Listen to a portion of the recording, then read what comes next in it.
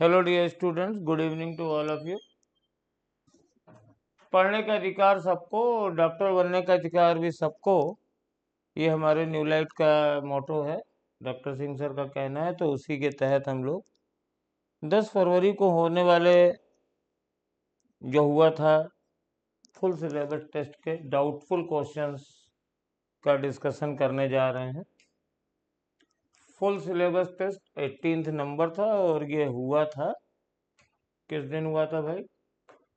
ये हुआ था 10 फरवरी 2023। इस दिन ये हुआ था, फ्राइडे। तो चलिए पहला क्वेश्चन देखते हैं। ए बॉडी इज थ्रोन, ये प्रोजेक्टाइल मोशन का क्वेश्चन है। और प्रोजेक्टाइल मोशन में क्या होता है कि let's see new page, sorry. तो ये ऐसे फेंक दिया गया है पार्टिकल को, कुछ वेलोसिटी है, कुछ एंगल होगा, और at every time there is a force mg acts. Net force इस पे mg रहता है एवरी टाइम। और सिंस अगर एक्सटर्नल फोर्स है, mg डाउनवर्ड है, तो इसका मतलब है कि मोमेंटम कंजर्व नहीं रह सकता है। मोमेंटम तब इसका कंजर्व रहेगा जब फोर्स एक्सटर्नल 0 होगा। वो यहां पर है। अब इस कॉन्टेक्स्ट में देखिए, लीनियर मोमेंटम कंजर्व नहीं रह सकता है क्योंकि एक्सटर्नल फोर्स इस पर है, और through out the body a constant force acts. तो ये बिल्कुल सही है। प्रोजेक्टाइल मोशन में कांस्टेंट फोर्स ही रहना चाहिए, अदरवाइज मोशन पैराबोला नहीं रहेगा। और कांस्टेंट फोर्स के रूप में ये mg है।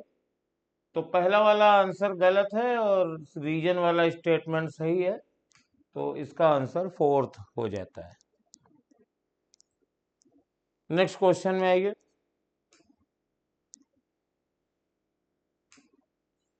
In a Young's double slit experiment uses a monochromatic source, the shape of the interference fringes formed on a screen is।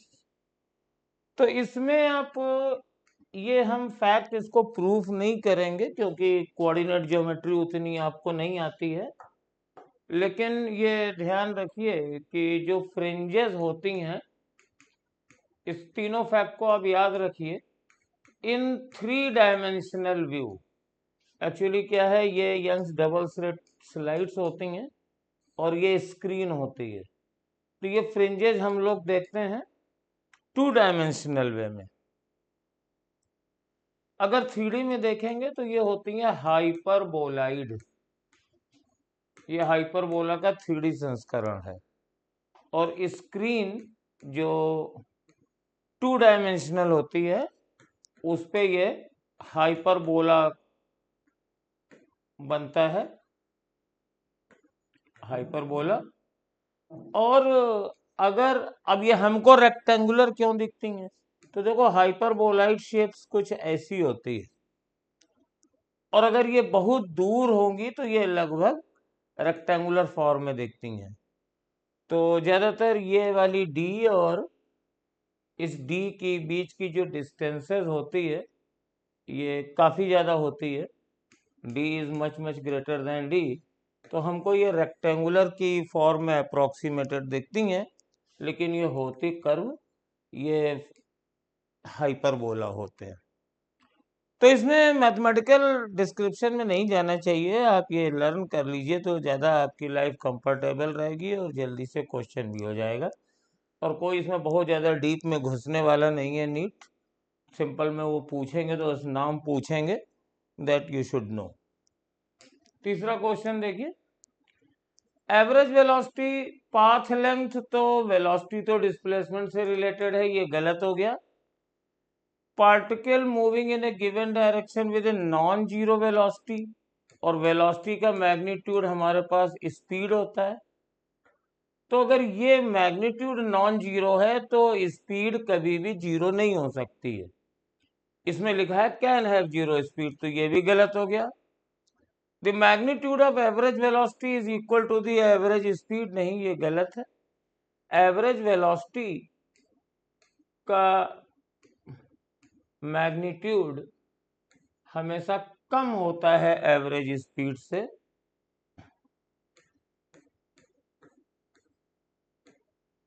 और इसलिए ये भी गलत है। ये सही माना गया है सिर्फ इसलिए कि अगर यहाँ पे एवरेज लिख दें तब ये सही होगा, अदरवाइज ये भी गलत है। तो आपकी आंसर ये थर्ड वाला यहाँ ये ये तीन गलत माने जा रहे हैं। तो ये इसका डिस्क्रिप्शन है। डाउटफुल में हम आपके डाउट क्लियर करा देते हैं, तो ये आपको समझ में आना चाहिए। अब यहाँ पर देखो, ये एक हमारे पास बोट ट्रॉली है, और ट्रॉली पे क्या है, mg लगेगा, ग्राउंड का नॉर्मल रिएक्शन लगेगा, और फ्रिक्शन इसमें है नहीं तो फ्रिक्शन लगेगा नहीं। अब यहाँ पे एक बच्चा बैठा हुआ है, तो सेंटर ऑफ मास की स्पीड, इनिशियल स्पीड 0 है, और जब ये बच्चा इस पे ऐसे चलेगा किसी भी तरफ, तो ये म्यूचुअल फोर्सेस लगेंगे, तो सिस्टम पर हॉरिजॉन्टल डायरेक्शन में कोई फोर्स नहीं है, तो sigma F external on this system is 0, तो acceleration of centre of mass भी 0 होगा, तो velocity of centre of mass constant हो जाएगी because there is no acceleration. और अब ये अगर पहले 0 थी तो बाद में भी 0 रहेगी, तो इसका आंसर थर्ड हो गया। अगला वाला देखिए, electromagnetic energy is radiated by, तो एक्सेलेटेड चार्ज ही एनर्जी रेडिएट कर सकता है, और stationary charge only electric field produce करता है, और चार्ज इन यूनिफॉर्म मोशन ये E एंड B दोनों प्रोड्यूस करता है। तो एक्सेलेटेड चार्ज क्या क्या करता है? एक्सेलेटेड चार्ज एनर्जी भी रेडिएट करता है, रेडिएशन EM वेव के फॉर्म में, और प्लस इलेक्ट्रिक फील्ड और मैग्नेटिक फील्ड भी प्रोड्यूस करता है। बट एनर्जी जो होती है वो खाली एक्सेलेटेड चार्ज करता है, मूविंग चार्ज या स्टेशनरी चार्ज नहीं करता है, तो थर्ड वाला ऑप्शन सही होगा। नेक्स्ट क्वेश्चन, ये करना पड़ेगा, न्यूमेरिकल है। ऐसे मान लीजिए डायरेक्शन इधर ईस्ट है, इधर नॉर्थ है, और पार्टिकल की ये है, मान लीजिए मास m है, तो इसकी वेलोसिटी है v, और नॉर्थ में तो v j कैप वेलोसिटी हो गई। और एक दूसरा पार्टिकल है, और ये v वेलोसिटी से, तो vi है, आइडेंटिकल है, इसका भी मास m है, तो ये ऐसे जा रहा है। इसके बाद दोनों कोलाइड हो गए, तो कोलिजन में कोई एक्सटर्नल फोर्स तो लगा नहीं, सिस्टम मान लिया जाए, तो कंजर्वेशन ऑफ लीनियर मोमेंटम से initial momentum mvi plus mvj, और जब ये दोनों चिपक गए आपस में, कोलिजेस मिल गए हैं, कोलिजेस का मतलब, तो टोटल मास 2m, और वेलोसिटी मान लीजिए ये नेट वेलोसिटी v नेट है, तो m कट जाएगा। तो इसको आप सॉल्व कर लीजिए, तो ये जो मेरे पास आया है, बाद वाली velocity v net is equal to v/2 i cap plus v/2 j cap. इसको अगर ट्रेस करेंगे तो ये v/2 i है, ये v/2 j है, तो रिजल्टेंट वेलोसिटी इस पार्टिकल की ये हो जाएगी, तो मैग्नीट्यूड हो जाएगा अंडर रूट v/2 का स्क्वायर प्लस v/2 का स्क्वायर, तो 2v²/4 अंडर रूट, और ये बनेगा v/√2, और चूंकि ये दोनों बराबर है तो ये एंगल 45 डिग्री हो जाएगा, तो ये नॉर्थ ईस्ट डायरेक्शन, तो सेकेंड आंसर इसका सही हो जाएगा। v/√2 स्पीड है इस कंबाइंड पार्टिकल की, और डायरेक्शन इसकी नॉर्थ ईस्ट है। बहुत ही सिंपल सा क्वेश्चन था और कई बार पूछा जा चुका है। Two spheres A and B are respectively and joined by a wire. तो एक स्फीयर ये है, रेडियस ए है, एक रेडियस बी है, इसके बाद हमने लिया एक वायर, इनको जोड़ दिया तो उनके पोटेंशियल अब दोनों के बराबर हो जाएंगे V, और ये पूरा आर्टिकल है। इनको अगर इलेक्ट्रिक फील्ड का रेशियो निकालेंगे तो E first upon E second, तो ये B अपॉन A के रेशियो के, नहीं, A अपॉन B के रेशियो के बराबर रहेगा ये। अब कैसे, तो जरा देख लो भाई। इस पे चार्ज मान लीजिए हमारे पास Q1 है, इस पे चार्ज Q2 है, तो Q1 अपॉन Q2 बराबर हो जाएगा A/B। क्यों हो जाएगा? इसकी इस पे चार्ज कितना होगा, पोटेंशियल तो बराबर है। Q1 बराबर हो जाएगा 4 pi epsilon not A into B, Q2 हो जाएगा 4 pi epsilon not B into B। Potential common है कंबाइन करने के बाद, कंडक्टर का पोटेंशियल सेम होता है। ओके, तो Q1 upon Q2 A upon B आ गया। और चार्ज डेंसिटी कितनी होगी, तो सिग्मा 1 अपॉन सिग्मा 2, तो चार्ज डेंसिटी का रेशियो हो जाएगा B अपॉन A, क्योंकि चार्ज डेंसिटी इस Q अपॉन 4 पाई रेडियस स्क्वायर, तो इसको जब डिवाइड करेंगे तो मैं निकाल देता हूं, Q1 अपॉन A स्क्वायर और Q2 अपॉन B स्क्वायर, और Q1 अपॉन Q2 का रेशियो A अपॉन B है, और ये B square upon A square हो गया, तो B कट गया। और कंडक्टर के बाहर इलेक्ट्रिक फील्ड होती है सिग्मा अपॉन एप्सिलॉन 0। तो सिग्मा, दोबारा इसको देख लो, तो sigma upon sigma 2 is equal to E1 upon E2, electric field at the surface is equal to B upon A। ये हमारे पास आंसर है। ये थोड़ा सा घचपच हो गया था, शायद मैं कुछ मुंह से कुछ निकल गया था, तो ये देखिए इसके सामने प्रूफ है। इलेक्ट्रिक फील्ड और कंडक्टिविटी दोनों का रेशियो B अपॉन A होता है। पोटेंशियल बराबर होते हैं और चार्जेस का रेशियो रेडियस के रेशियो A अपॉन B के बराबर होता है। और ये बहुत ही सिंपल है। पावर फैक्टर क्या होता है? पावर फैक्टर होता है cos फाई, और ये दोनों cos हैं, तो दोनों में कोई फेज डिफरेंस नहीं है, तो फाई 0 है, तो पावर फैक्टर 1 हो जाएगा। A straight wire of diameter 0.5 carrying a current of 1 ampere is replaced by another wire of diameter 1 meter carrying the same current. The strength of magnetic field far away is। तो ये straight wire है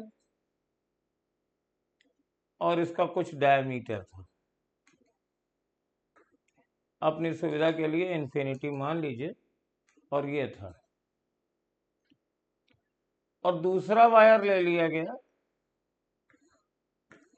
और इसका diameter 1 है, इसका diameter 0.5 है, 0 point, और magnetic field की स्ट्रेंथ यहां बहुत दूर मानी जा रही है, मैग्नेटिक फील्ड फार अवे।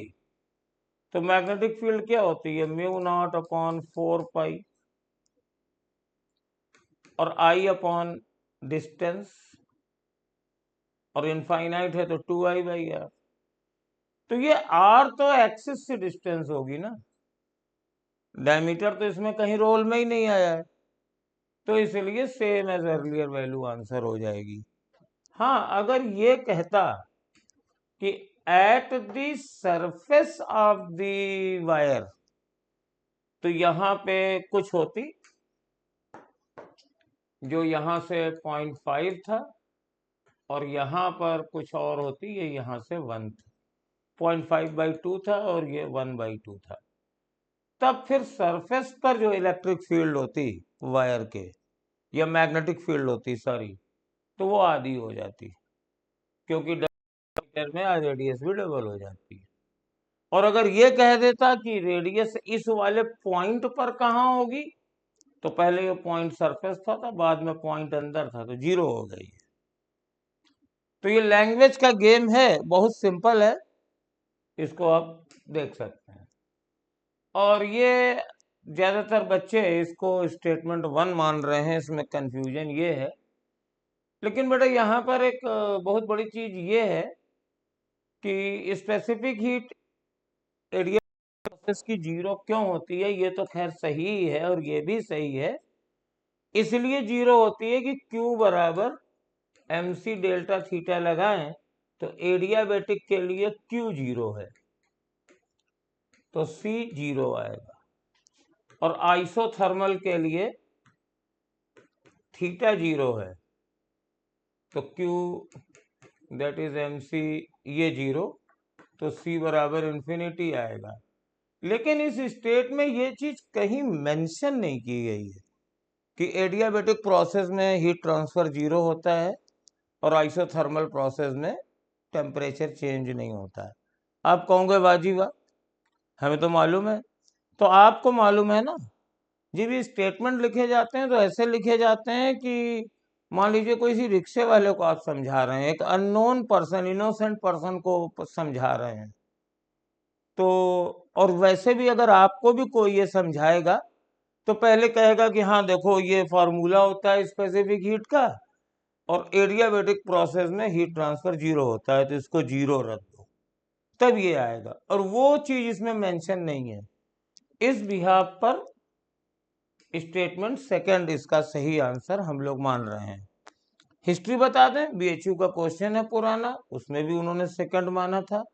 हाँ, 1 और 2 में ये जरूर है कि कंट्रोवर्सी रहती है, कुछ टीचर्स आपको बता रहे होंगे इसका पहला सही है, तो ये अगर वो बता रहे हैं तो बता रहे हैं, ये शुरू से गेम चला है। और हमने कई बार कहा भी है कि स्टेटमेंट 1 और स्टेट 2 में ये जैसे ये जो होता है कि करेक्ट एक्सप्लेनेशन वाली जो चीज है, ये कई बार कई राइटर्स की दिमाग के हिसाब से अलग अलग भी आंसर दे देते हैं, तो इसमें आप बहुत ही ज़्यादा चूजी रहा करिए। अगर इस टाइप के क्वेश्चन में थर्ड एंड फोर्थ है तो पक्का तुरंत तुक्का भी चल जाएगा, वो भी चल जाएगा, और इसमें जरा भी कंफ्यूजन हो तो छोड़ दीजिएगा। नेक्स्ट क्वेश्चन, तो ये लास्ट क्वेश्चन था, तो थैंक यू बेटा वॉचिंग दिस, और कमेंट करके बताना कैसा लगा, फिर आपसे मिलेंगे। Thank you. Hello everyone, welcome to our favourite channel new light NEET. आइए हम लोग सिंह सर के मिशन को आगे बढ़ाते हैं। अब पढ़ने का अधिकार सबको और डॉक्टर बनने का अधिकार सबको, इसके तहत हम लोग स्टार्ट करते हैं 10 कदम। और 10 कदम FST 16 FST 18 से क्वेश्चन, जो इंपॉर्टेंट क्वेश्चन थे, उनको हम लोग डिस्कस करते हैं। तो आइए क्वेश्चन नंबर 71 पे देखते हैं। क्वेश्चन नंबर 71 क्या कह रहा है बेटा कि when alkali metal dissolve in liquid ammonia then which of the following statement is correct. देखिए, जब हम लोग क्या करते हैं कि एल्कली मेटल को हम लोग कहां पे लिक्विड अमोनिया में डिसॉल्व करते हैं, लिक्विड अमोनिया, तो ये एक्चुअली यहां पे अगर हम लोग बात करें तो ये X plus Y liquid ammonia जो है, यहां पे हम लोग इसको X प्लस वाई अमोनिया लेते हैं, और यहां पे क्या बना देता है, ये मेटल के साथ में X अमोनिया NH3 का होल X प्लस इलेक्ट्रॉन जो होता है, यहां से मेटल से जो इलेक्ट्रॉन निकलेगा वो इलेक्ट्रॉन अमोनिया के साथ में कंबाइन करके अमोनिएटेड इलेक्ट्रॉन का फॉर्मेशन करता है। क्या करता है? अमोनिएटेड इलेक्ट्रॉन का फॉर्मेशन करता है। अब यहाँ पे बात ये आती है कि ये जो बेटा अमोनिएटेड इलेक्ट्रॉन है, इसका जो कलर होता है ये कैसा होता है? ये ब्लू कलर होता है। ये कैसा होता है? Blue colour. यहाँ पे क्वेश्चन में थोड़ा सा ध्यान दीजिएगा। अब आइए हम लोग थोड़ा सा इस पे डिस्कस करते हैं। It give blue solution but non conducting in nature. नहीं बेटा, ये ब्लू सॉल्यूशन होगा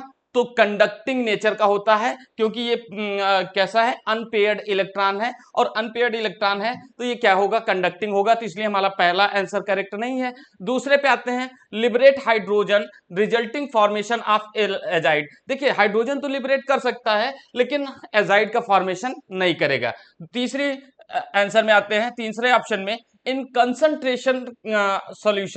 concentration solution the blue colour change to brown colour and remain paramagnetic. देखिए, एक बात इसमें ध्यान रखिएगा कि जो ब्लू कलर आया है, अब यहां पे अगर हमारे पास सॉल्यूशन कैसा है? कंसंट्रेटेड सॉल्यूशन है अगर ये, तो कंसंट्रेटेड सॉल्यूशन में क्या होगा कि ये एसोसिएट जो आपका अमोनिएटेड इलेक्ट्रॉन, इसको क्या बोलते हैं हम लोग? Ammoniated electron. ये आपस में एसोसिएट हो जाते हैं और एसोसिएट होके क्या बना देते हैं? एसोसिएट होके ये जो आपका ये ब्राउन कलर देते हैं, ये ब्राउन कलर दे देते हैं। और ब्राउन कलर देंगे जब एसोसिएट हो जाएंगे तो ये पैरामैग्नेटिक नहीं रह जाएगा, बल्कि ये क्या हो जाएगा? डायामैग्नेटिक। अब देखिए, यहां से अगर हम लोग बात करें, changes colour to brown, brown colour तक तो सही है, बट यहां पे देखिए रिमेन पैरामैग्नेटिक, जबकि यहां पे क्या हो जाता है बेटा? डायामैग्नेटिक हो जाता है। और अगर ये डायामैग्नेटिक हो जाता है, इसका मतलब है कि पैरामैग्नेटिक नहीं है, जबकि यहां पे क्या कहा जा रहा है? पैरामैग्नेटिक। यानी ऑप्शन थर्ड भी आपका इनकरेक्ट है।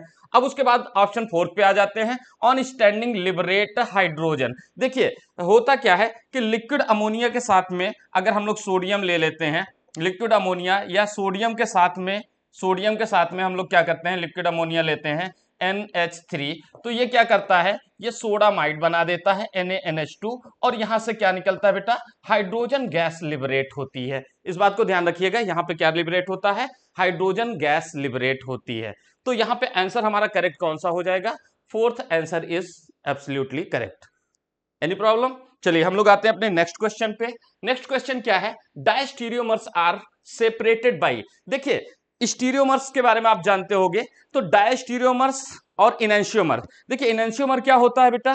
कि इनैंशियोमर वो होते हैं जिसमें एक दूसरे के non super imposable mirror image बनते हो, वो इनैंशियोमर होते हैं। और डायस्टीरियोमर क्या होते हैं कि ये नॉन सुपर इम्पोजिबल हो और एक दूसरे के मिरर इमेज भी ना हो, तो वो डायस्टीरियोमर है। अब देखिए, होता क्या है कि जो डायस्टीरियोमर, मान लेते हैं हम लोग, हमारे पास एक कंपाउंड है, ये हम लोग ले लेते हैं CH3, यहां पे मैं ले लेता हूं OH, और यहाँ पे यहाँ पे H, यहाँ पे H, यहाँ पे Br।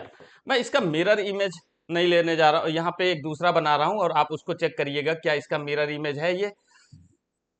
ठीक है, तो यहाँ पे ले लेता हूं CH3, यहाँ पे OH, यहाँ पे H, यहाँ पे Br, और यहाँ पे H, ये हो गया आपका CH3। अगर मैं इन दोनों की बात करूं तो आप बताइए क्या ये आपस में इनैंशियोमर है? पहली बात तो ये देखिए कि क्या ये मिरर इमेज है? ये हमने यहाँ पे मिरर लगा दिया, ये एक दूसरे के मिरर इमेज नहीं है। और मिरर इमेज नहीं है, उसके बाद नॉन सुपर इम्पोजिबल भी है। आप इसको उठा के इस पे रखो, देखिए क्या यहाँ पे सुपर इम्पोज हो रहा है? नहीं हो रहा है। इसका मतलब ये एक दूसरे के क्या है? डायस्टीरियोमर है।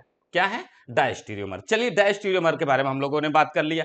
अब बात करते हैं कि इसको सेपरेट कैसे किया जाता है। देखिए, डायस्टीरियोमर्स में मान लेते हैं हम लोग इसको A कह दें और इसको हमने क्या कह दिया? आपका B कह दिया। अगर मैं दोनों को कंपेयर करूं तो दोनों की जो फिजिकल प्रॉपर्टीज है वो डिफरेंट होगी। Physical properties like melting point, boiling point, इनका ये सारी चीजें क्या होती है? डिफरेंट होती है। इसलिए हम लोग क्या करते हैं? इसको फिजिकल मेथड से सेपरेट आउट कर लेते हैं, और जनरली इसको यूज किया जाता है फ्रैक्शनल क्रिस्टलाइजेशन, यानी फिजिकल मेथड से हम लोग क्या कर सकते हैं? डायस्टीरियोमर्स को सेपरेट आउट कर सकते हैं। क्लियर है? चलिए हम लोग नेक्स्ट क्वेश्चन पे आ जाते हैं बेटा। चलिए, IUPAC name of the compound CHONHCH3।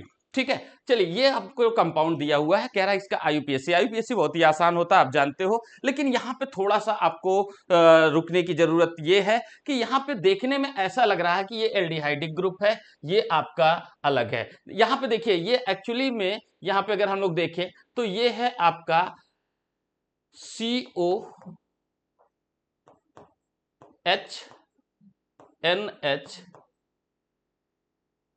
ठीक है। अब देखिए यहां पे देखिएगा CONH2 ये लगा देते हैं हम लोग। अगर मैं यहां पे बात करूं तो ये हो जाएगा आपका NH, यहां पे लगा देते हैं CH3 CO,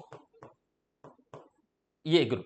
तो ये अगर हम लोग बात करें तो ये क्या है, ये एसिटामाइड है। ये क्या है, एसिटामाइड। और नाइट्रोजन से क्या लगा हुआ है, मिथाइल। तो अब यहां पे अगर हम लोग इसका IUPAC नेमिंग करेंगे तो नाइट्रोजन से N मिथाइल मिथेनामाइड।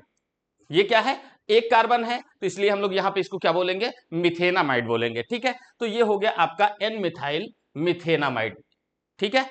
चलिए आते हैं हम लोग नेक्स्ट क्वेश्चन की तरफ आते हैं। चलिए यहां पे दिया हुआ है डिकम्पोजिशन ऑफ ओजोन। ओजोन का डिकम्पोजिशन हो रहा है ऑक्सीजन में, फॉलोड द मैकेनिज्म। आप जानते हो ये कॉम्प्लेक्स रिएक्शन होती है, तो ये मैकेनिज्म आपको दिया है। इसमें से दो चीजें हैं, एक है हमारे पास फास्ट रिएक्शन और एक है हमारे पास स्लो रिएक्शन। अब देखिए फास्ट रिएक्शन और स्लो रिएक्शन अगर मैं यहां पे बात करूं तो काइनेटिक्स के लिए जो स्लो रिएक्शन होती है यही हमारी क्या होती है, रेट डिटरमाइनिंग स्टेप होती है। क्या होती है, रेट डिटरमाइनिंग स्टेप होती है। अब हमारे पास यहाँ पे रेट ऑफ रिएक्शन कौन डिटरमाइन करेगा, यहाँ पे रेट ऑफ रिएक्शन डिटरमाइन करेगा आपका स्लो स्टेप।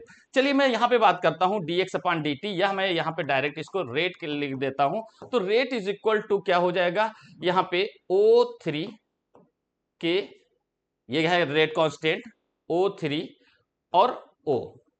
देखिए यहां पे किसके लिए पूछा गया है, ऑर्डर ऑफ रिएक्शन O2 के लिए पूछा गया है। किसके लिए, O2 के लिए। चलिए मैं यहाँ पे ये जो इंटरमीडिएट है हटाते हैं, और इसको हटाने के लिए हमको कहां पे जाना पड़ेगा, ये इक्विलिब्रियम रिएक्शन पे। इक्विलिब्रियम में आप Kc Kp निकालते हो तो इसको हम लोग क्या कह दे रहे हैं, K इक्विलिब्रियम कह दे रहे हैं। और K equilibrium is equal to active mass of product upon active mass of reactant हो जाता है। तो यहाँ पे अगर मैं देखूं तो O2 का एक्टिव मास, O का एक्टिव मास अपॉन रिएक्टेंट का एक्टिव मास, ठीक है।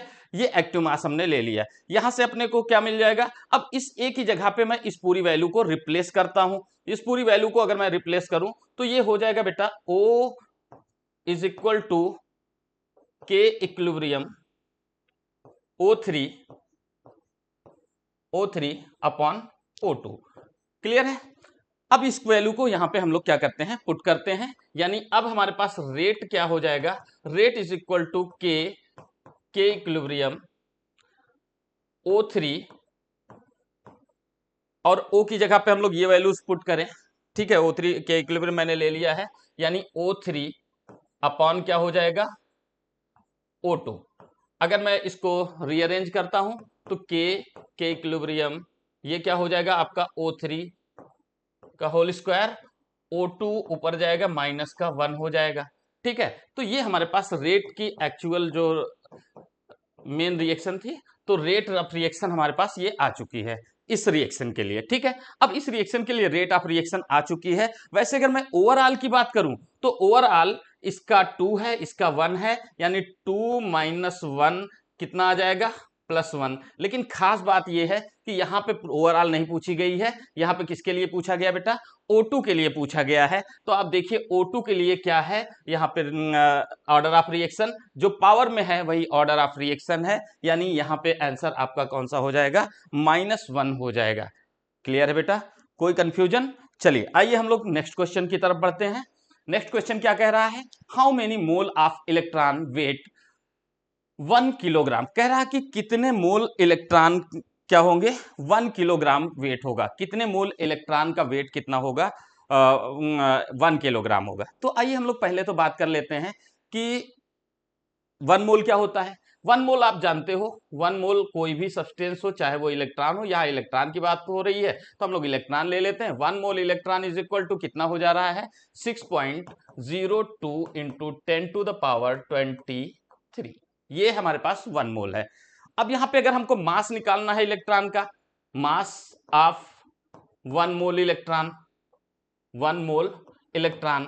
अब देखिए मास, एक इलेक्ट्रॉन का जो मास होता है ये होता है 9.1 इंटू 10⁻31 kg। ठीक है, तो ये 1 इलेक्ट्रॉन का मास होता है। अब अगर हमको 1 मोल का निकालना है तो इससे हम लोग मल्टीप्लाई कर देंगे, तो ये हो गया आपका 6.02 इंटू 10⁻23 इंटू 9.1 इंटू 10⁻, माइनस का 31 किस में आया, 31 किस में आया, केजी में, माइनस का 31 किस में आया बेटा, केजी में। ठीक है, तो अब यहां पे हमको क्या निकालना है, मोल ही तो निकालना है। तो इतना केजी है 1 मोल का मास, कितना है, इतना केजी है 1 मोल का मास। तो 1 केजी में क्या कितना होगा, तो 1 केजी जो होगा ये बेटा, ये किसके बराबर हो जाएगा, ये 1 अपॉन किसके बराबर, 6.02 इंटू 10⁻23 इंटू 9.1 इंटू 10⁻20 10⁻- 31 10⁻- ये आ गया। आप इसको कैलकुलेट करिए, कैलकुलेट करेंगे हमारे पास ये आ जाएगा 31 - 23, ये 8 हो जाएगा, -8 ऊपर जाएगा +8 हो जाएगा, तो ये हो गया आपका 6.02 इंटू 9.1 इंटू 10⁻8। देख लीजिए कौन सा आंसर आ रहा है आपका, ये है, ये वाला आंसर है, 4th आंसर। क्लियर है बेटा, आसान सा क्वेश्चन था। नेक्स्ट क्वेश्चन पे आ जाते हैं। अब आइए हम लोग बात करते हैं यहां पे कि which is correct statement about about reaction. देखिए आपको ये क्या दिया हुआ है, ब्यूटीन दिया हुआ है, क्या दिया हुआ है, ब्यूटाइन। ठीक है, अब ब्यूटाइन दिया हुआ है लिक्विड अमोनिया के साथ में, सोडियम लिक्विड अमोनिया के साथ में अगर हम लोग रिएक्शन कराते हैं, एक चीज ध्यान रखना कि जब भी हमारे पास एल्काइन से रिएक्शन कराएंगे, एल्काइन से रिएक्शन कराएंगे, तो एल्काइन से रिएक्शन कराने पे आप हमेशा ध्यान रखिएगा कि अगर हमारे पास लिंडलार्ड कैटलिस्ट है, लिंडलार्ड कैटलिस्ट, ठीक है, तो एल्काइन का हाइड्रोजिनेशन होगा, और हाइड्रोजिनेशन होके क्या बनेगा, आपका लिंडलार्ड कैटलिस्ट बनाता है, आपका ब्यूटेन के साथ में सिस बनाता है, और sodium liquid ammonia, sodium liquid ammonia ये क्या बनाएगा बेटा, ये बनाएगा आपका ट्रांस, क्या बनाएगा, ट्रांस एल्कीन, और ये बन जाएगा आपका सिस एल्कीन। लिंडलार्ड कैटलिस्ट जानते हो, पैलेडियम BSO4 ले लो, पैलेडियम के साथ में कैल्शियम कार्बोनेट, कार्बन ले सकते हो, कोक ले सकते हो। ठीक है, तो ये हो जाएगा आपका, ये हो जाएगा आपका लिंडलार्ड कैटलिस्ट। तो यहां पे हम लोग क्या करते हैं, एल्काइन का हाइड्रोजिनेशन कराते हैं। अब यहां पे एल्काइन का हाइड्रोजिनेशन कराएंगे, तो एल्काइन का हाइड्रोजिनेशन कराएंगे, ये एक बॉन्ड को ब्रेक करेगा, यानी अगर मैं बात करूं यहां पे CH3, C triple bond CH3, यहां पे इसको हाइड्रोजिनेट कराओगे, तो हाइड्रोजिनेट से अब यहां पे हमारे पास है क्या, सोडियम लिक्विड, यानी क्या बनेगा हमारे पास, ट्रांस एल्कीन। ट्रांस एल्कीन का मतलब हो गया, ये देखिए ये एल्कीन बन गया है, यहाँ पे हाइड्रोजन हमने ऐड किया है, हाइड्रोजन ऐड करने पे ट्रांस एल्कीन, यानी हम लोग यहाँ पे ले लें CH3 H और H। तो इस तरह से हमारा ए प्रोडक्ट आ गया, ए क्या है बेटा, ट्रांस एल्कीन आ गया। ट्रांस एल्कीन का मतलब ब्यूटीन है यहाँ पे, तो ट्रांस 2 ब्यूटीन आ गया। ठीक है, अब उसके बाद आ जाते हैं हम लोग कि इसका हम लोग क्या करते हैं, कार्बोनिक एसिड यानी HCO3H से रिएक्शन कराते हैं, तो एंटी एडिशन कराता है। ये क्या करता है, ये एंटी एडिशन कराएगा, और एंटी एडिशन कराएगा तो एंटी एडिशन से हमारे पास क्या बनेगा बेटा, एंटी एडिशन से हमेशा ध्यान रखिएगा कि एक सिस एल्कीन एंटी एडिशन से रेसमिक मिक्सचर बनता है। सिस एल्कीन है और एंटी एडिशन हो रहा है, तो क्या बनेगा, रेसमिक मिक्सचर बनेगा। और अगर एल्कीन हमारे पास ट्रांस है और उस पे एंटी एडिशन कराते हैं, तो क्या बनता है, मीजो कंपाउंड बनता है, यानी कार टाम। ठीक है, कार और टाम याद रखिएगा। Cis alkene anti addition racemic mixture, trans alkene anti addition meso compound. तो यहां पे एंटी एडिशन होगा तो क्या बनेगा, मीजो कंपाउंड बनेगा। आइए देखते हैं, compound A is trans butene, racemic mixture नहीं, मीजो होगा, मीजो 2 में है, ब्यूटीन ट्रांस 2 ब्यूटीन और मीजो कंपाउंड, यानी ये हमारा आंसर हो गया, इसका कौन सा, 4th आंसर आ जाएगा। गॉट इट, क्लियर है बेटा, तो एंटी एडिशन से बनेगा। चलिए नेक्स्ट क्वेश्चन पे हम लोग आ जाते हैं। नेक्स्ट क्वेश्चन क्या है, असर्शन। यहां पे असर्शन क्या कह रहा है कि असर्शन यहां पे है बेस्ट डायगोनल। देखिए बेस्ट की यहां कोई खास जरूरत नहीं थी बेटा, बेस्ट की कोई खास जरूरत नहीं है, बस डायगोनल रिलेशनशिप में बेस्ट क्या है। तो diagonal relationship is shown between beryllium and aluminium. बिल्कुल सही बात है, आप जानते हो कि बेरिलियम और एल्यूमिनियम के बीच में यहाँ पे बोरान एल्यूमिनियम होता है और यहाँ पे लिथियम बेरिलियम। तो यहाँ पे बेरिलियम और एल्यूमिनियम के बीच में क्या पाया जाता है, डायगोनल रिलेशनशिप। बेरिलियम होता है, यहाँ लिथियम होता है, ठीक है। तो बेरिलियम और एल्यूमिनियम के बीच में डायगोनल रिलेशनशिप होता है, लिथियम और मैग्नीशियम के बीच में डायगोनल रिलेशनशिप होता है। तो ये पहला असर्शन बिल्कुल करेक्ट है। क्लियर। अब उसके बाद आ जाते हैं हम लोग रीजन पे। Ionization energy of beryllium is almost same of the aluminium. क्या बताइए, आयोनाइजेशन एनर्जी किसकी, आयोनाइजेशन एनर्जी जो एल्यूमिनियम की है बेरिलियम के बराबर होती है क्या।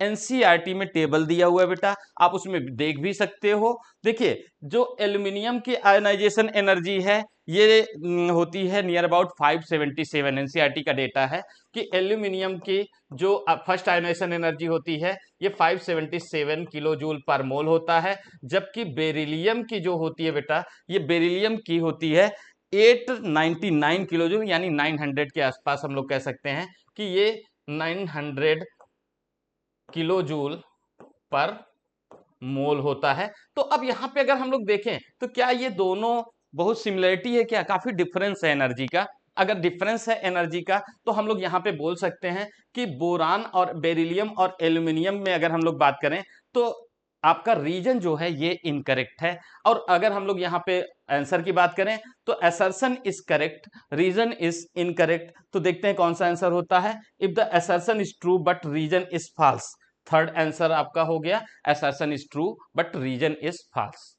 ठीक है, उसके आगे आते हैं हम लोग, नेक्स्ट क्वेश्चन पे आ जाते हैं। Question, select the incorrect statement among the following. कह रहा है कि इसमें से इनकरेक्ट स्टेटमेंट निकालिए फॉलोइंग में से। तो पहला हम लोग यहाँ पे स्टेटमेंट देखते हैं, mix oxide of lanthanide are use as catalyst in petroleum cracking. चलिए, मिक्स ऑक्साइड सल्फाइड ये यूज किए जाते हैं, सीरियम के सल्फाइड्स होते हैं, ये यूज किए जाते हैं किसमें, lanthanide are use as catalyst, petroleum cracking में इनको कैटलिस्ट की तरह से यूज किया जाता है। उसके बाद ऑल एक्टिनाइड्स आर, यानी करेक्ट हो गया, नियर अबाउट। वैसे तो सल्फाइड ज्यादा दिया होता है लेकिन ऑक्साइड भी लिया जा सकता है। तो all actinides are radioactive element, बिल्कुल सही बात है, सारे के सारे एक्टिनाइड क्या होते हैं, ये रेडियो एक्टिव होते हैं, इसमें कोई सोचने वाली बात नहीं है। ठीक है, uranium are use as fuel in nuclear reactor. अरे ये तो हर कोई जानता है भैया, न्यूक्लियर रिएक्टर यूरेनियम पोलोनियम यही रेडियो एक्टिव सब्सटेंस के दम पे चलते हैं। तो फ्यूल की तरह से क्या यूज किया जाता है, यूरेनियम यूज किया जाता है।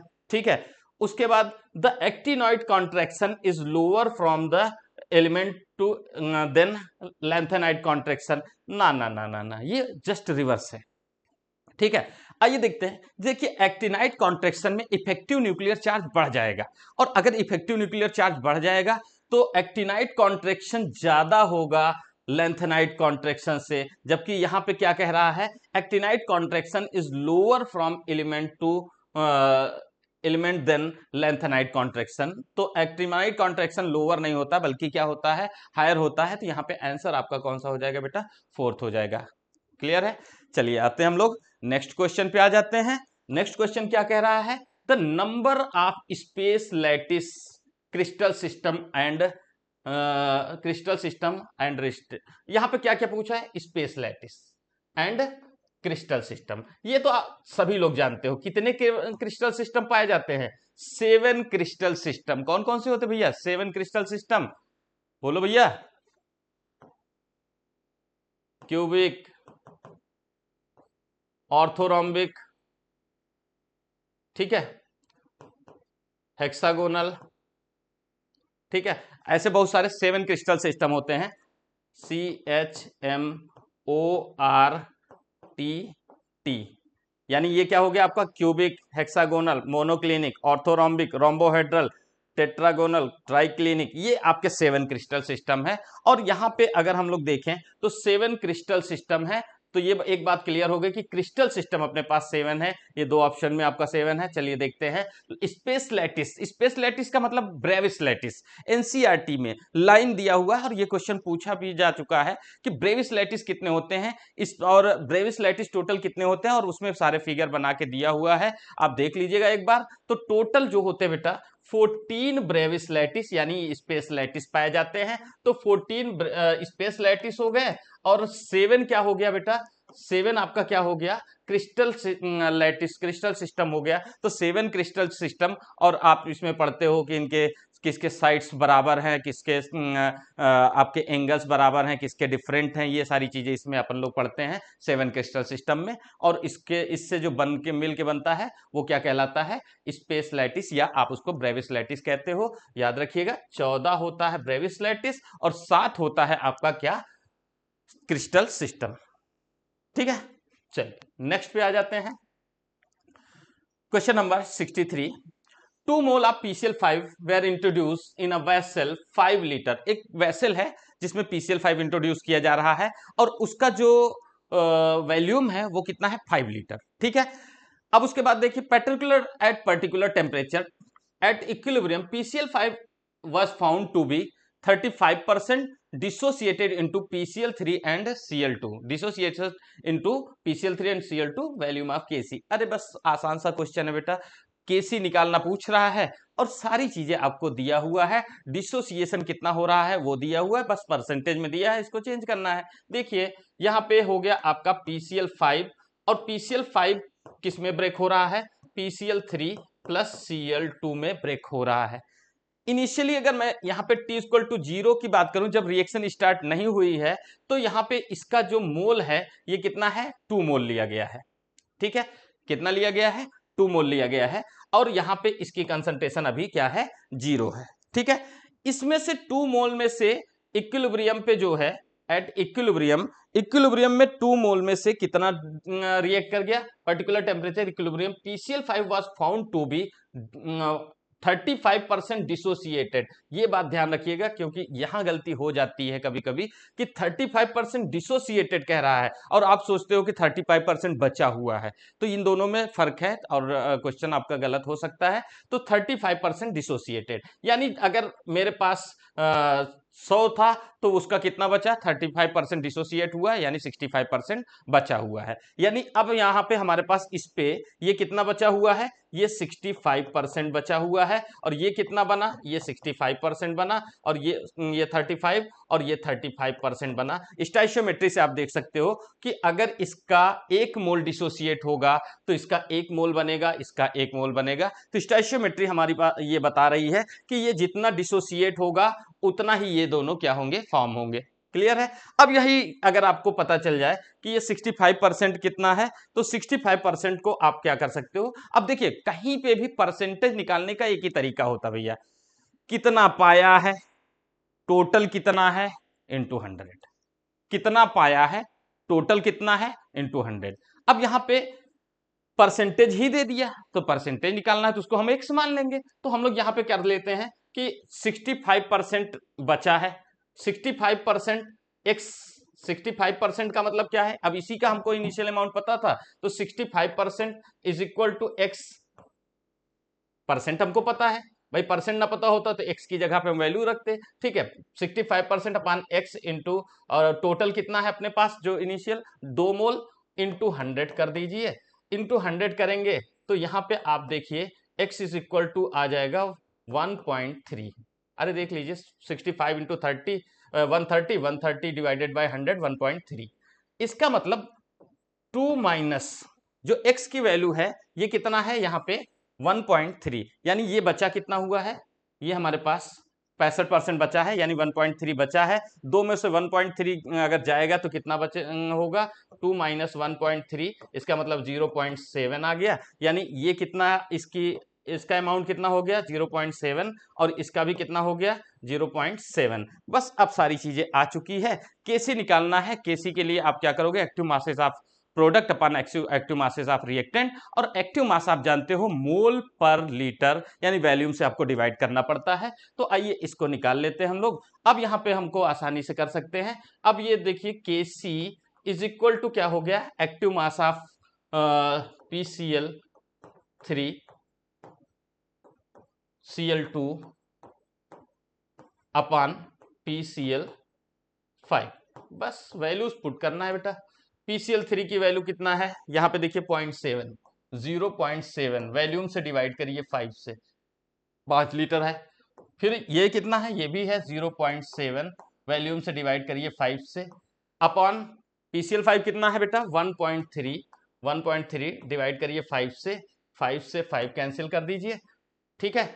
अब यहाँ पे कितना हो गया 7 7, ये हो गया आपका, ये हो गया 0.49, ठीक है, अपान 1.3 इंटू 5। आप इसको कैलकुलेट करेंगे और कैलकुलेट करने के बाद हमारा आंसर जो होगा आ जाएगा 0.075। आप इसको कैलकुलेट करेंगे आ जाएगा आंसर। पॉइंट से पॉइंट कैंसिल कर दीजिए, 135 13 इंटू 5 हो गया, आप कैंसिल कर दो और चाहो तो इसको 10 टाइम्स ले लो तो नियर अबाउट आपका क्या आ जाएगा आंसर, आंसर आ जाएगा 0.075। तो ये सारे क्वेश्चंस आपको समझ में आ चुके होंगे। अगर कोई प्रॉब्लम हो तो आप दोबारा से पूछ सकते हो। थैंक यू, धन्यवाद। हेलो बच्चों, न्यू लाइट के यूट्यूब चैनल पर आप सभी का स्वागत है। प्यारे बच्चों, मैं विक्रम चक्रवर्ती आज आपके समक्ष लेकर के हाजिर हुआ हूँ 10 का दम का सेशन। और प्यारे बच्चों, आज हम लोग का पेपर है ऑल इंडिया फुल सिलेबस 18, जो कि 10 फरवरी 2023 को हमारे इंस्टीट्यूट की तरफ से ऑनलाइन ऑफलाइन मोड दोनों में कंडक्ट हुआ था। पेपर काफ़ी ठीक था, आप सभी ने बढ़ चढ़ के हिस्सा लिया, इसके लिए आप सभी को विशेष धन्यवाद। और हमारे पेपर डिस्कस करने वाले सीनियर साथियों को जिन्होंने अपनी बारीकियों से बहुत कुछ सिखाया आप लोग को, उन्हें विशेष धन्यवाद देना चाहेंगे। और सबसे पहले सेशन शुरू करने से पढ़ने का अधिकार सबको और शिक्षा का अधिकार, डॉक्टर बनने का अधिकार सभी को। और ये हम लोग का लोगो 10 कदम आप देख सकते हैं, FST 18। और पहला सवाल आपके सामने, व्हाट इज हेपेरिन। देखिए सिंपल सी बात है,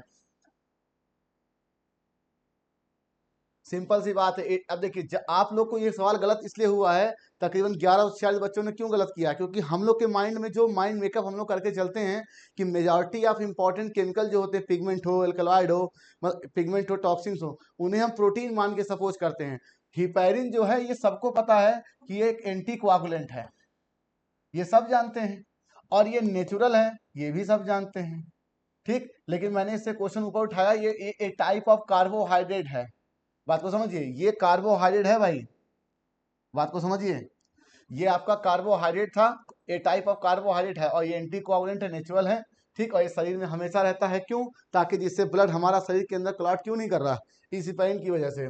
तो आप लोग के माइंड में सेटअप था कि भाई प्रोटीन होता है क्या, इसीलिए देखिए इतना, इसीलिए मैंने सवाल को डाला ताकि आप लोग जानकारी हो कि हिपेरिन जो है एक प्रकार कार्बोहाइड्रेट है और ये आपको पुराने जो अनसॉल्ट होते थे उसमें मिलेगा भी, ठीक। तो आंसर बिल्कुल थर्ड।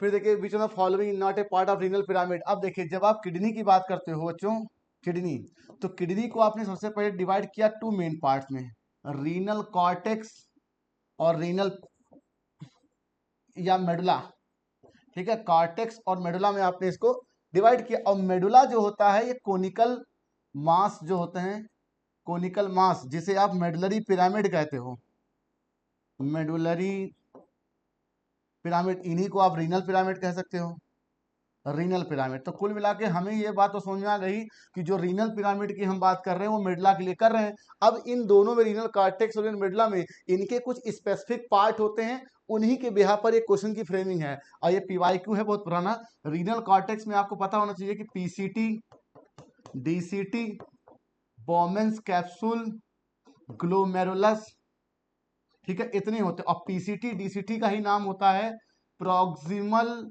कन्वोल्यूटेड ट्यूब्यूल, और DCT का नाम होता है डिस्टल कन्वोल्यूटेड ट्यूब्यूल। इसका मतलब रीनल कॉर्टेक्स में होता है डिस्टल कन्वोल्यूटेड ट्यूब्यूल या प्रॉक्सिमल कन्वोल्यूटेड ट्यूब्यूल। तो आपका आंसर यही दिख रहा है कि कन्वोल्यूटेड ट्यूब्यूल रीनल पिरामिड का पार्ट नहीं है, ठीक। और आप इसे डायग्राम में भी जाकर के सेशन खत्म होने के बाद देख सकते हैं।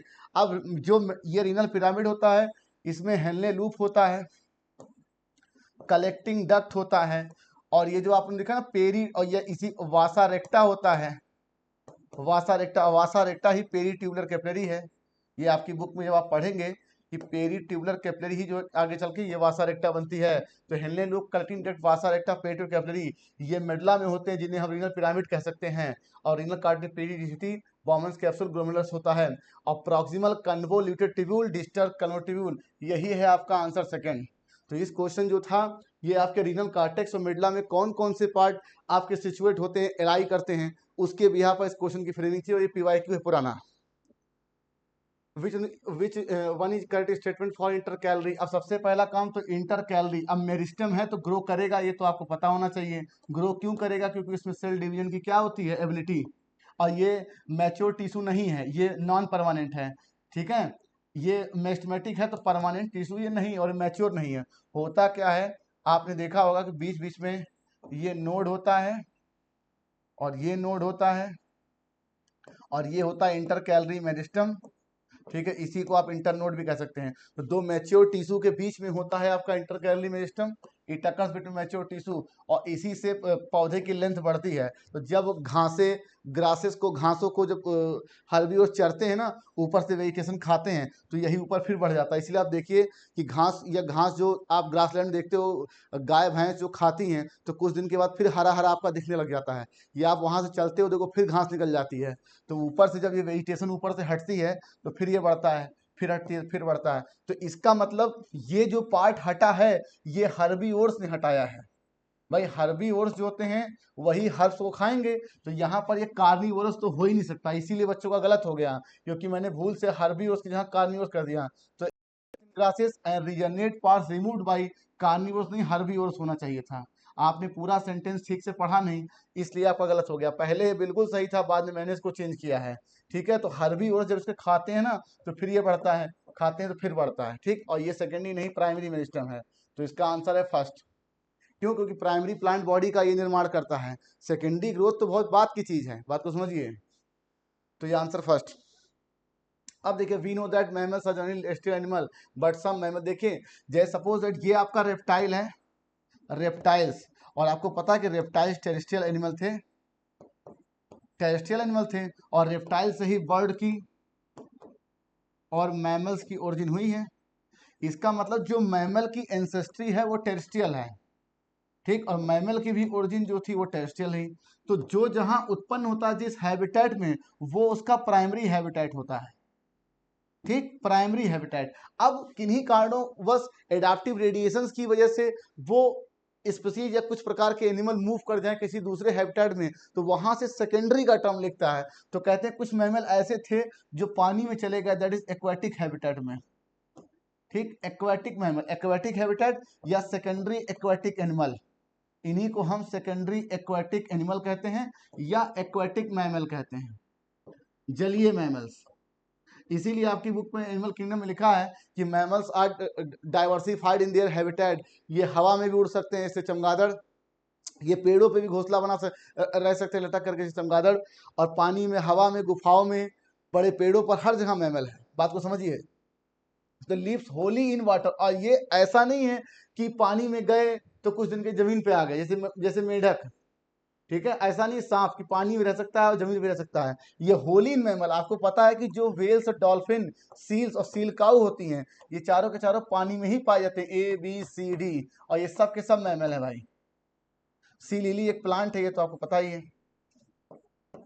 ठीक है, तो ABCD, तो ये आंसर सेकंड है। तो ये क्वेश्चन आपकी इवोल्यूशन की बुक में जहां पर आपका दिया हुआ श्रीव के बारे में फर्स्ट मैमल, वहीं पर ये दिया हुआ है। ठीक है, जहां पर मैकेनिज्म ऑफ ह्यूमन इवोल्यूशन के बारे में बताया गया है, उसी के ऊपर ये लाइन लिखी है कि हम जानते हैं कि मैमल्स जनरली टेरेस्ट्रियल एनिमल होते हैं, लेकिन कुछ मैमल्स ऐसे होते हैं जो पानी में हमेशा के लिए, ये इनका एडाप्टेशन नहीं है कि पानी में गए तो फिर जमीन पे आ गए, ये पूरे के पूरे पानी में ही रहते हैं। ठीक, तो ABCD, इसी इनके लिए सेकेंडरी का टर्म लगा। क्यों? क्योंकि प्राइमरी जो इनका हैबिटेट था बच्चों, वो टेरेस्ट्रियल था, क्योंकि इनकी टेरेस्ट्रियल एंसेस्ट्री थी। Second answer. अब देखिए, in biomagnification of DT in aquatic food chain from small fish to fish eating bird, how many times DT will increase. अब देखिए, आपको पता है कि भाई ये बायोमैग्निफिकेशन है क्या? Increase in the concentration of chemical from one trophic level to next high trophic level. मैं क्या बोल रहा हूं कि एक ट्रॉफिक लेवल से उसके नेक्स्ट ट्रॉफिक लेवल तक किसी केमिकल का ग्रेजुअली इंक्रीमेंट होना, ये है बायोमैग्निफिकेशन, इसी को बायो एम्प्लीफिकेशन कहते हैं। और यहाँ पर जिस केमिकल की बात हो रही है ये डीडीटी है, और ये एक प्रकार का क्या है, नॉन बायोडिग्रेडेबल पॉल्यूटेंट है। नॉन बायो पर ऐसे ही आपकी बुक में मरकरी भी दिया हुआ है, लेकिन यहाँ पर क्वेश्चन डीडीटी के लिए है। तो ये एक्वेटिक फूड चेन में जो आपकी बुक में एक डायग्राम बना हुआ अलग अलग, तो सबसे पहले ये पानी है, पानी के बाद ये आपका फाइटोप्लैंक्टन, फाइटोप्लैंक्टन, उसके बाद क्या आता है, जू प्लैंक्टन, ठीक है, उसके बाद आता है जू प्लैंक्टन, ठीक, और उसके बाद आता है स्मॉल फिश, स्मॉल फिश के बाद लार्ज फिश, और उसके बाद बर्ड, ठीक, फिश ईटिंग बर्ड, ये आता है भाई फिश ईटिंग बर्ड। अब देखिए ध्यान से, यहां पर जो होती है कंसंट्रेशन वो 0.003 ppb, मैं क्या बोल रहा हूं, 0.003 pb पार्ट्स पर बिलियन होती है, और यहां पर कंसंट्रेशन 0.003 ppm, ठीक है, 0 ppm, और यहाँ पर होती है जू प्लांट 0.04, और यहाँ होती है 0.5, यहाँ होती है 2, और यहाँ होती है 25। अब देखिए कहीं से कहीं भी लेके पूछ सकते हैं क्वेश्चन में, मैं क्या बता रहा हूँ, कहीं से कहीं पूछ सकते हैं, क्यों, क्योंकि ग्रेजुअली आपका इंक्रीमेंट हो रहा है, ये तो बात आपको पता है। तो अब क्वेश्चन ने देखिए कहाँ से पूछा गया है, क्वेश्चन में पूछा गया है कि स्मॉल फिश, मतलब हमारा एक वेरिएंट ये हो गया, और फिश ईटिंग बर्ड तो 0.5 से 25, और 0.5 से 25 आपका होने के लिए, ठीक, तो आप इसे डिवाइड कर देंगे 0.5 से, तो ये टाइम्स आ जाएगा 50, मतलब 50 गुना इंक्रीमेंट हुआ है, 50। अब देखिए अगर मैं कहूं कि स्मॉल फिश से लार्ज फिश कितना गुना, 4 गुना, और अगर मैं कहूं कि आपका यहाँ पर 0.3 से या 0.4 से कर लें, 0.4 से कर लें यहाँ पर 2 के लिए, तो 0.04 इंटू 500 दैट इज 2 ppm। तो कहीं से कहीं के सभी के ऑप्शन थे, बात को समझिए मैं क्या बोल रहा हूं, मैं कह रहा हूं कि स्मॉल फिश से फिश ईटिंग बर्ड के लिए जाएंगे तो 50 गुना इंक्रीमेंट होगा, और अगर आप जू प्लैंक्टन से जाएंगे लार्ज फिश के तो 500 गुना इंक्रीमेंट होगा, स्मॉल फिश से लार्ज फिश जाएंगे तो 4 गुना इंक्रीमेंट होगा। हो सकता है भविष्य में आपको क्वेश्चन मिले कि यहाँ से यहाँ पूछ लिया जाए, वहां से वहां पूछ लिया जाए, क्योंकि पेपर बनाने वाला तो मैं ही हूँ, ठीक है, तो भविष्य में कुछ भी हो सकता है। मान लीजिए आज आपका सवाल ये गलत हो गया, ठीक, आपका ये सवाल गलत हो गया, तो इससे आपने पूरा डेटा याद कर लिया, और आने वाले पेपर में जितने प्रकार के इसमें सवाल पूछे जाएंगे उसकी तैयारी आपकी हो गई। इसीलिए कहा गया कि संकट का जन्म है एक अवसर का जन्म, अपने आप को बदलने का। इस सवाल से जो मैंने गलती की उससे सीखने का यही एक पल है, ठीक है, यही एक पल है कि हमें इस पेपर को सीखना है। ज्यादातर बच्चे गलती ये करते हैं कि पेपर जैसे हुआ, अरे ये गलत हो गया, अरे वो गलत हो गया, पेपर मोड़ा पीछे गया, फिर रूम पे गया, पेपर गया किनारे। बात को समझिए, ये काम नहीं करना कि पेपर के किनारे, जैसे गलत हुआ तुम डेटा याद कर लीजिए, सोचिए कि अगली बार क्या आ सकता है। सवाल गलत हुआ ये नहीं है, इस सवाल से सीखने का और इस सवाल से बेहतर बनने का यही एक पल है, यही वो एक पल है जब कोई सवाल गलत होता है या हमें जीवन में असफलता मिलती है तो हमें हताशा और सीख दोनों एक साथ मिलती है, ठीक है, एक सिक्के के दो पहलू की तरह। अब किस पहलू को अपनी तरफ आप रखेंगे ये निर्णय आपका है। मानिए सवाल गलत हो गया, कोई बात नहीं, अपने आप से कहो अरे चलो कोई बात नहीं गलत हुआ, मैंने ये तो सीख लिया कि यहाँ से यहाँ 500 गुना है, यहाँ से यहाँ 4 गुना है, यहाँ से यहाँ 50 गुना है, तो हमने एक सवाल गलत किया तो उससे 4 नए सवाल सीखे। ये है आपकी एक्चुअल तैयारी। संकट का जन्म है अपने आप को बदलने का, एक नए अवसर को देखने का, और जब संकट के इस अवसर से आदमी निकलता है तो एक पद आगे बढ़ा होता है, ठीक है, लोगों की भीड़ से आगे निकलता है, बच्चों की भीड़ से आगे निकलता है, और ऐसे ही बच्चे आगे बढ़ते हैं, ठीक। तो how many matching are correct है, तो मोबाइल जेनेटिक एलिमेंट आपको पता था, ये पूरा जो क्वेश्चन बना है वो आपके RNA-I से बना है, तो आपको पता ही है, ठीक, ये पूरा क्वेश्चन जो बना है वो RNA-I से बना है।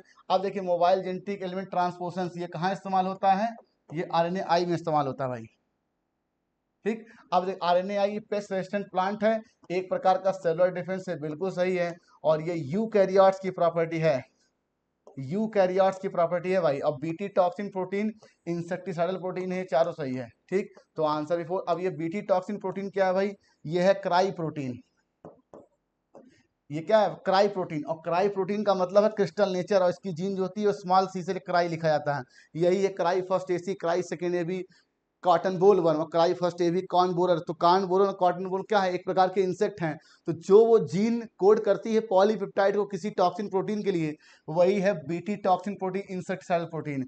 तो answer will be first. The medicinal plant Rauwolfia vomitoria growing in Himalayan ranges shows variation in terms of potency and concentration of the chemical। देखिए आपकी बुक में बायोडाइवर्सिटी बताया गया कि genetical diversity, species diversity, ecological diversity. अब diversity का मतलब क्या होता है पहले तो ये जान लीजिए। डाइवर्सिटी का मतलब सो मेनी टाइप्स, मतलब बहुत ज़्यादा टाइप किसी भी चीज़ के बारे में कहें। तो अगर मैं बोलूँ स्पीसीज डाइवर्सिटी, मतलब उसकी अलग अलग स्पीसीज में अलग अलग कैरेक्टर होगा।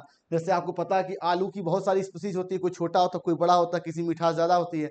चावल की बहुत सारी स्पीसीज, उसमें किसी मीठा होता है। गेहूं की बहुत सी स्पीसीज, मतलब जब आपकी स्पीसीज बदलेगी तो उसकी डाइवर्सिटी के साथ बदलेगा। अब ऐसे ही आपने पढ़ा होगा चैप्टर 2 में मेटाबॉलिक डाइवर्सिटी, मतलब मेटाबॉलिज्म की सो मेनी टाइप्स। ठीक, और ऐसे ही आपका एक चैप्टर ही है बायोडाइवर्सिटी, मतलब बायोलॉजिकल थिंग, मतलब लिविंग ऑर्गेनिज्म के बहुत सारे टाइप्स, ये होते हैं डाइवर्सिटी। तो ये कहते हैं कि ये जो रेसर पॉइंट का कंसंट्रेशन का पोटेंसी जो वेरिएबल था, ये जेनेटिक डाइवर्सिटी थी। ये हिमालय के अलग अलग रेंज में, हिमालय के अलग अलग हैबिटेट में रेंज में ये पौधा डेवलप होता था। और हर पौधे में आप देखते थे कि पोटेंसी मतलब इसकी इफेक्टिवनेस और इसका कंसंट्रेशन वेरिएबल था। ठीक, तो इसे बोलते हैं जेनेटिक डाइवर्सिटी। और इकोलॉजिकल डाइवर्सिटी तो आपको पता ही है, इतने सारे हैबिटेट है, एक्वेटिक है, सी है, डेजर्ट है, आर्कटिक है, अल्पाइन है, टुंड्रा है, ठीक है, कोनिफर्स है, ग्रासलैंड है, इकोलॉजिकल डाइवर्सिटी। और स्पीसीज डाइवर्सिटी तो आपको पता है कि आलू की इतनी इतनी प्रकार की वैरायटी है, इतनी प्रकार की स्पीसीज है, कुत्ते कितनी, बंदर कितनी स्पीसीज है। How many statements are incorrect, आपको पता है विड्रॉल सिंड्रोम, जब किसी ड्रग पर आप लंबे समय से उसको इनटेक करते हो और एकाएक उसे छोड़ देते हो। जैसे बहुत सालों से लगातार दारू पीने वाला व्यक्ति या अफीम लेने वाला व्यक्ति एकाएक दिन ना पिए तो उससे बहुत तगड़ा उसका रिस्पॉन्स देता है, यही है विड्रॉल सिंड्रोम। और जो उसका सिम्टम आता है उसको छोड़ने के बाद वो एक नहीं होता, पसीना होता, बेचैनी होती है, खाने मन नहीं लगेगा, खाना डाइजेस्ट नहीं होगा, मतलब पूरे बॉडी में ढेर सारे सिम्टम आते हैं। इसीलिए विड्रॉल डिजीज नहीं, ये विड्रॉल सिंड्रोम है भाई। तो कहते हैं ड्रग्स से रिलेटेड है। अब ड्रग्स कुछ भी हो सकता है, ओपियम हो सकता है, कैनाबिनाइड हो सकता है, ठीक, और एल्कोहल से भी रिलेटेड है ये तो, और नॉट एल्कोहल ये गड़बड़ है। और मॉर्फिन का यूज सर्जरी में है, क्यों, क्योंकि ये सेडेटिव है, ये तो आपको पता सेडेटिव और पेन किलर है। क्योंकि सर्जरी में बहुत ज़्यादा पेन होता है भाई, बेहोशी भी करना होता है और दर्द को ख़त्म भी करना होता है। तो ये ए बी और आपको डी, लेकिन आपसे इनकरेक्ट पूछा गया है तो केवल हमारा आंसर एक जाएगा भाई, फर्स्ट। ठीक, तो ये होता है विड्रॉल सिंड्रोम की बहुत ज़्यादा सिम्टम आते हैं शरीर में, मतलब प्यास लगेगी, प्यास कभी लगेगा कभी नहीं लगेगा, खाना पीना रेगुलर हो जाए, खाने की इच्छा नहीं करेगा, पसीना बहुत होगा, बेचैनी बहुत होगी। तो ये है विड्रॉल सिंड्रोम, आपकी बुक में लिखा है। तो ये ड्रग से भी है, अल्कोहल से भी है। अब देखिए which one following structure not related male cockroach. अब देखिए स्पर्म जो है वो मेल काकरोच का पार्ट है, ये तो आपको पता है, मेल काकरोच मेल का है। अब जब मेल और फीमेल में सेक्सुअल इंटरकोर्स होता है तो ये स्पर्म फीमेल की बॉडी में स्पर्मेथिका में स्टोर होती है। ठीक है, इसका मतलब स्पर्मेथिका क्या है, वो फीमेल का पार्ट है, पहली बात। और सरकाई जो होती है सर्कस, ये मेल और फीमेल दोनों में है, पहली बात। गोनापोफाइसिस, ये भी मेल और फीमेल दोनों में है। और एनल स्टाइल तो केवल मेल में है। अब क्वेश्चन आपसे क्या पूछा गया, कौन सा स्ट्रक्चर काकरोच मेल से संबंधित नहीं है, तो एनल स्टाइल केवल मेल में संबंधित है। और गोनापोफाइसिस भले ही फीमेल में है लेकिन मेल से इसका संबंध तो है ही, ये भी ठीक। और एनल सर्कस दोनों में है लेकिन फिर भी मेल से है, तो स्पर्मेथिका फीमेल का पार्ट है भाई, फर्स्ट आंसर। अब देखिए इफ बाई सक्सेसिव डिवीजन, अब इस तरह का क्वेश्चन करने का नॉर्मली हम लोग बता देते कि ऐसे कर लो, लेकिन इसका मैथमेटिकल तरीका आपको बता देता हूं मैं आज। देखिए ये आपका एक बेसिक प्रोसेस है, ठीक है, ये आपका बेसिक प्रोसेस है, ठीक। अब इसको मान लीजिए आप लगभग 2 मान लीजिए। अब अगर आप फॉरवर्ड जाते हैं और या बैकवर्ड जाते हैं, सर जी ये बैकवर्ड और फॉरवर्ड क्या है, मतलब अगर हमें घटाना है और अगर हमें बढ़ाना है तो फॉरवर्ड। अब देखिए ये कह रहे हैं कि सक्सेसिव डिवीजन फ्लूइंग एलगी एवरी मिनट, मतलब 1 मिनट है, 1 मिनट में ये जो है डिवाइड कर रहा है, 1 मिनट में डिवाइड कर रहा है। और कह रहे हैं कि 1 घंटे में पूरी की पूरी ये टेस्ट ट्यूब फिल हो जाती है। फिल क्यों होती है, क्योंकि लगातार इनका इंक्रीमेंट बढ़ता रहता है, ये बढ़ रहा है लगातार, ठीक। और 1 घंटे की बात मतलब 60 मिनट, 60 बार ये डिवाइड करेगा, 60 टाइम डिवाइड, मतलब 60 बार डिवाइड किया तो ये पूरी की पूरी टेस्ट ट्यूब भर गई, तो इसे हम 2 मान लें, मतलब ये पूरा हमारा भर गया। अब ये कह रहे हैं कि इसको घटाना है, हमें इसको 1/4 करना है। ठीक, अब इसको जब मैं 1/4 करूंगा, ठीक है, 1/4 करूंगा तो 1/2 लास्ट क्वेश्चन, ठीक है, ठीक है, 1/2 करूंगा तो ये 1/2 की पावर 2 आ जाएगा।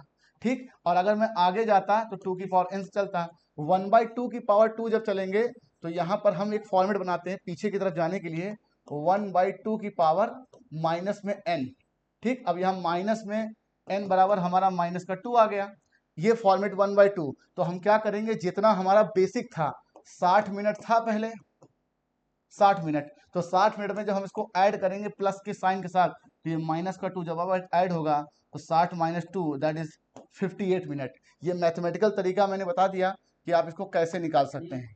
ठीक है, मैं कह रहा हूँ बेसिक आपका था कि पूरा का पूरा आपको फिल करना था, और अगर आप पीछे चले घटाना है तो पहले आप 1/2 के फॉर्मेट में लाएंगे, अगर बढ़ाना हो तो 2 की पावर, तो जो n की वैल्यू होती है उसको उसमें ऐड करेंगे माइनस, तो पीछे जब चलेंगे तो यहाँ माइनस लगाएंगे, आगे चलेंगे ये बढ़ेंगे। अब इसको एक तरीका देखिए, ठीक, अब इसको ऐसे देख सकते हैं, ये रेडियो एक्टिविटी की तरह है कि मान लीजिए एक की वैल्यू है 60 मिनट में, ये 60 में पूरा भर जा रहा है, तो अगर आपको आधा करना हो तो ध्यान से देखिए, माइनस का 1 पावर लगाया तो ये 59 मिनट, और पीछे गए 1/4 करने के लिए 58 मिनट, 1/8 करने के लिए 57 मिनट। तो ये ज्योमेट्रिक पैटर्न को फॉलो करने वाले प्रोसेस इस तरह के मैथमेटिकल चीज को फॉलो करते हैं जिसे मैंने बनाया है। अब इसको आगे और देख सकते हैं आप, जैसे पिछले फुल सिलेबस में क्वेश्चन था पीसीआर का, तो वो कहते थे कि पीसीआर में 30 साइकिल अगर हो तो 1 बिलियन कॉपी बनती है। ठीक, और उसमें मैंने, ये तो एनसीईआरटी में दिया है, लेकिन मैंने इसको आगे बढ़ाया कि मुझे 8 बिलियन कॉपी बनानी है। ठीक, उसी प्रोसेस पीसीआर से, तो कितने साइकिल रिक्वायर्ड है। अब देखिए मैं 1 से 8 बढ़ रहा हूं तो मैं इंक्रीमेंट कर रहा हूं, तो ये भाई क्या है, फॉरवर्ड है। अब मैं इसको सबसे पहले 2 के फॉर्मेट में लाऊंगा, तो 2 की पावर 3, तो हमें n की वैल्यू प्लस के साइन के साथ ये 3 मिल गई। ठीक, अब हम कह रहे हैं कि 30 साइकिल में इतना बनता है, जो ये n की वैल्यू आती है इसको इसी में आप विथ साइन प्रॉपरली जोड़ देंगे, ये 33। और आप अभी जाकर खोल के देखिएगा 5 फरवरी वाले पेपर में ये क्वेश्चन था। अब देखिए, आपसे कहा जाए कि हमें 1/2 बिलियन कॉपी बनानी है तो कितने साइकिल पीसीआर चाहिए। अब 1/2, ये माइनस का n रखेंगे तो 1/2 बनानी थी, तो 1/2 दैट इज माइनस का 1। अब माइनस का 1 जब आप 30 में ऐड करोगे प्लस के साइन से तो ये 29 आ जाएगा। ठीक, 1/4 करना होगा तो 28 साइकिल पीसीआर की जरूरत होगी। तो ज्योमेट्रिक पैटर्न को फॉलो करने वाला प्रोसेस इस मैथमेटिकल अप्रोच से निकाला जा सकता है। ये एनसीईआरटी में कई जगहों पर है, एक तो पीसीआर में मिलेगा, सेल डिवीजन में मिलेगा, और प्लांट ग्रोथ मिलेगा कि एक पौधा है उसमें इतने लाख सेल बने तो इतने लाख सेल कितने बनेंगे। जो भी प्रोसेस ज्योमेट्री को फॉलो करता है तो फॉरवर्ड जाएंगे 2 के फॉर्मेट में लाएंगे जितना बनाना है, और जो पावर आएगी उसको ऐड करेंगे अपने बेसिक नंबर में। पीछे चलेंगे तो 1/2 से ये माइनस के साइन के साथ ऐड करेंगे तो आपका निकल जाएगा। ये तो मैंने मैथमेटिक्स बता दिया, जनरली आप अपने लोकल तरीके से निकाल सकते हैं कि इतने में इतना तो इतने में इतना। Thank you for watching the video. प्यारे बच्चों, मेरा सेशन आपको कैसा लगा जरूर बताइए, और पेपर में बढ़ चढ़ के हिस्सा लीजिए क्योंकि पेपर पर्याप्त है आपके सिलेक्शन के लिए। Okay, thank you for bye bye.